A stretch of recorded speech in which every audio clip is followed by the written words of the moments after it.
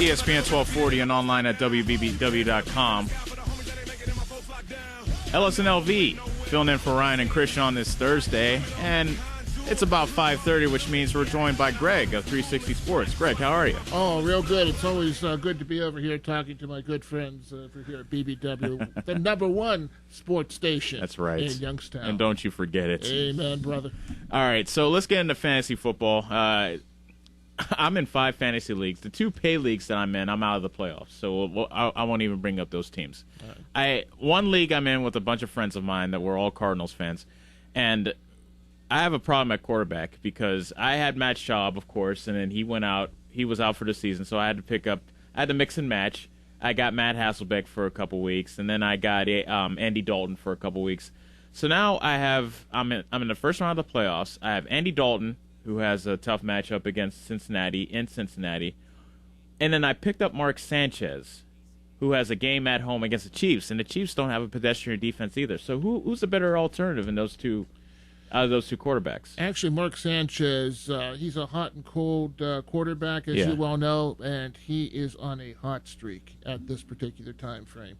Kansas City is pretty much out of the playoff race altogether. This is a team that's starting to implode. The Jets have to win out every single game in order to make it to the playoffs. At this structure, at this time frame, Sanchez is a safe bet because he is a clutch guy in clutch performance situations. Even though he does make some dumb moves from time to time, this is a guy that will get you some points. And it's all about consistency in points right now. Speaking of consistency in points, I'm having a problem here with Vincent Jackson. It's either feast or famine with My him. God, he is so infuriating. Me. So here's my wide receiver situation for next week. I can only start 2 wide receivers, but I also have a flex position open. I have Wes Welker, Vincent Jackson, and Steve Smith. Mm-hmm. It's San Diego at home versus Buffalo. It sounds like a perfect situation for me to put Vincent Jackson back in the lineup and sit Steve Smith versus Atlanta. Yeah, but once again, you got Cam Newton firing footballs at Steve Smith. And, with Cam Newton show down there and Steve Smith on fire, you got to go Steve Smith. And Wes Welker, he's part of that underneath game that New England's got. Yeah. And that's just a factory of points. Well, 93 receptions. I get it's a PPR league. Mm-hmm. He has 93 receptions on the year, almost 1,300 yards, 8 touchdowns. I mean, the guy's just an absolute force for a reception guy. Yeah, Vincent Jackson had a great game on Monday night there. Yeah, and I think on the upswing, he's a good flex player. I would put him as a flex player, and if you can't put him as a flex player because you have somebody stronger, keep him on the bench. Is McGahee, like when we talked about this off air, is McGahee a stronger flex than Vincent Jackson? It all depends. I think Vincent Jackson, boy, that's a tough situation there. I know, because he can end up having 215 yards receiving and 3 touchdowns. Now, remember this. The Bears have a tough defense. Denver is running the triple option, which means McGahee may or may not get the ball. Right, he's 1/3 of the option. He's 1/3 of that triple option. Yeah. So with that said, Vincent Jackson would be the safer of the plays on that end because Phillip Rivers is going to air the ball out. And Jackson's healthy right now. Right. And, starting off the beginning of the year, I had put my quarterbacks in order. I had put him as Aaron Rodgers, Tom Brady, and Phillip Rivers. Mm-hmm. Is that right? Did I say that right? Yeah, you did. Okay. I really liked Phillip Rivers. You were high on Phillip Rivers, is what you were saying. And I kept on saying, I was like, let them take Breeze, let them take Brady. There's a lot involved with a healthy Vincent Jackson. Mm-hmm. I was really sold on him, and it's just been an absolute nightmare. But it's San Diego football. Oh, yeah. Why should I expect anything less than what I got out of that? And that's why Norv Turner and A.J. Smith are in trouble at the end of the season. I think A.J. Smith should be the main focus. Now, Norv Turner, I've never liked him. A.J. Smith seems to, any kind of controversial decision that happens in San Diego, circles around or revolves around A.J. Smith. And you know what? I bet there are so many current Chargers and ex-Chargers that would just line up and punch him in the face. Sure. I think LaDainian Tomlinson would be one of them. Oh, yeah. No doubt. We're talking to Greg from 360 Sports, and I have a question about my defenses. I have 2 defenses. I have Houston and Chicago, both very good defenses, but Houston is playing in Cincinnati, and Chicago, of course, is playing in Denver. Which is a better play? I actually think Houston's defense is the better of the 2 plays.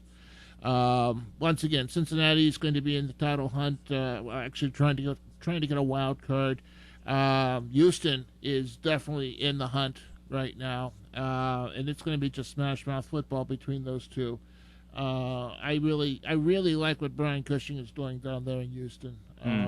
Houston's defense, I'm pretty much sold on, to be honest with you. Yeah, they're top ranked right now, I believe. Exactly. Yes. I have issues when I play all my fantasy football teams. I do the same thing for everything. Kickers and defenses I find irrelevant, and I pick them up week to week. I liked my matchups. Last week, I hit absolute gold by picking up Seattle's defense last week. And they will be gold this week. It's a Monday night game.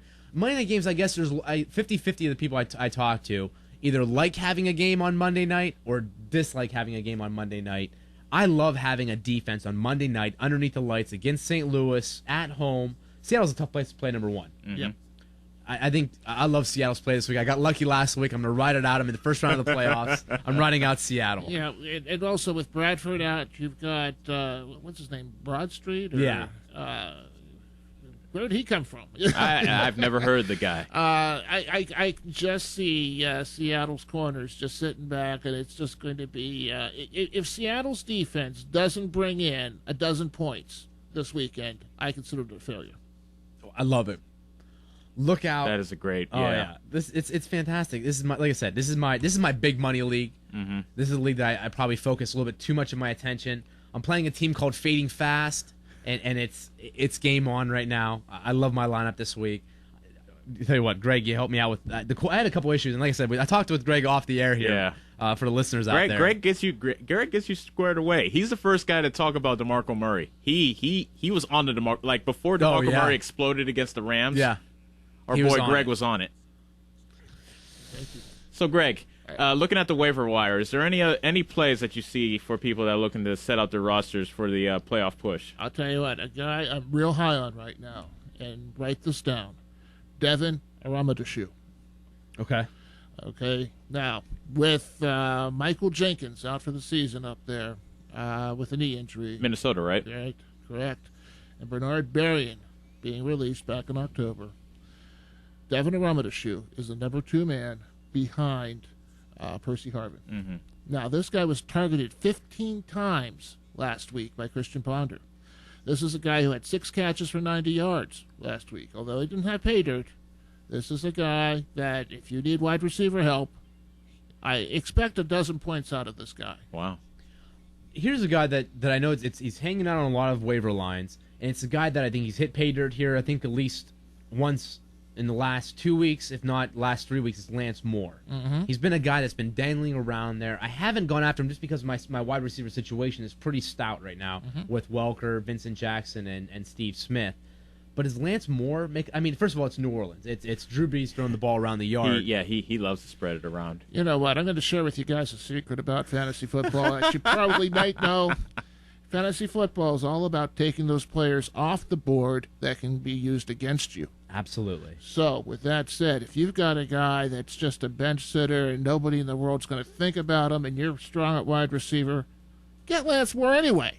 Drop your weak guy because this is a guy that's being targeted by Drew Brees. This is a guy that whole New Orleans offense is a juggernaut as far as it's fantasy gold. It is gold. It's fantasy disaster if you have one of their running backs. If you have Pierre Thomas, because it's hard to know who's going to get that rock that night. Is it going to be Sproles? Is it going to be Thomas? Yeah, it's going to be Ingram. Receivers, Jimmy Graham. My God, I built a shrine to this guy. Yeah, and now Ellis is at our draft, and I took Jimmy. I love Jimmy Graham from the very beginning, and I picked him up in almost all my leagues. Just like the whole entire play of it, the Antonio Gates almost esque. It's almost like his story is almost similar to Antonio Gates. It's a parallel story. Yeah. I loved him, and Jimmy Graham. If you picked him up in your draft and you took a flyer out on him, you're paying off big on this one. Rob Gronkowski the same way. Tell you what, time flies when we're having fun. We gotta let you go, Greg. But first, before you leave, tell us what you do. All right, we have a site called 360sportsnetwork.com. .com now. Yeah, we're .com. We're growing. Basically, it's we're an e-zine, commenting on everything from the college bowl fiasco to the Penn State situation to fantasy football. We have regular fantasy football updates. We have the guy who I consider to be the Yoda of fantasy football. He goes by the moniker Lost Cause. He has a thing on our site right now, a regular thing called the Fantasy Pigskin Blink. And also we have a regular magazine feature on there called the Fantasy Toolkit, where we sit down and we help people. We take their questions and we basically analyze and reanalyze and analyze again fantasy football questions. So we're a very strong fantasy football site, but we do podcasts. It's a lot of fun. If you have any sports questions, this is a site for the fans, by the fans. Well, if you're in a money league, this sounds like the guy to talk to. I've sat here and talked to him off the air. This is the guy to talk to because playoff time, guys. It's time to make that money. So you've been holding out all year. Give Greg a call. I love it. Thanks, Greg. All right, thanks a lot, Greg, for stopping by. Anytime. That was Greg at 360 Sports. When we come back,